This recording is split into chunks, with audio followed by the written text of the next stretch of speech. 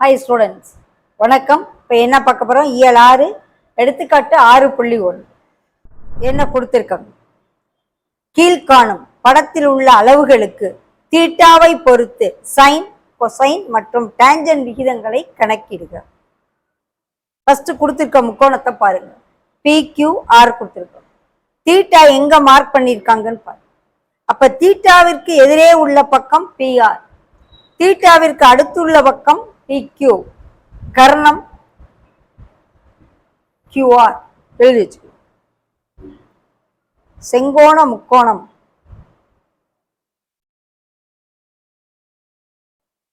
PQR இல் தீட்டாவின் எதிர்பக்கம்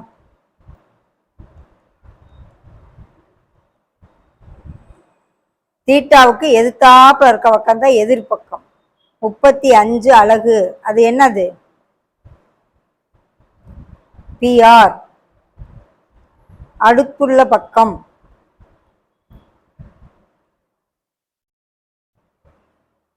PQ, 12 அலகுகள். கர்ணம் 90 டிகிரிக்கு எதிர்த்தாப்புல இருக்கிறது தான் கர்ணம். எப்பவுமே 90க்கு ஆப்போசிட் சைடு தான் கர்ணம்.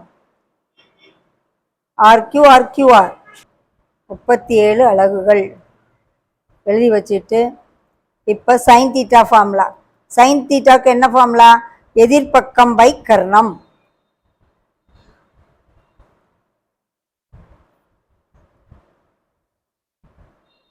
எதிர்பக்கம் என்ன? எதிர்பக்கம் equal to PR by கர்ணம் QR, that is equal to PR 35 கர்ணம் 37. Okay. Sine theta. Cos theta, sine theta, cos theta, அடுத்துள்ள பக்கம் by Karnam.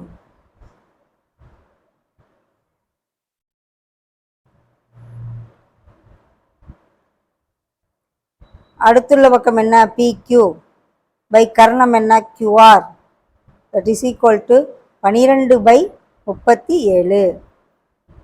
tan theta எதிர்பக்கம் by அடுத்துள்ள பக்கம்.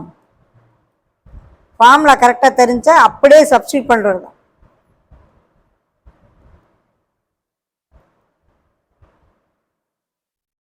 எதிர்பக்கம் என்ன? PR. அடுத்துள்ள பக்கம் என்ன? PQ. 35 by 12. இதுதான் tan தீட்டா. ஓகே.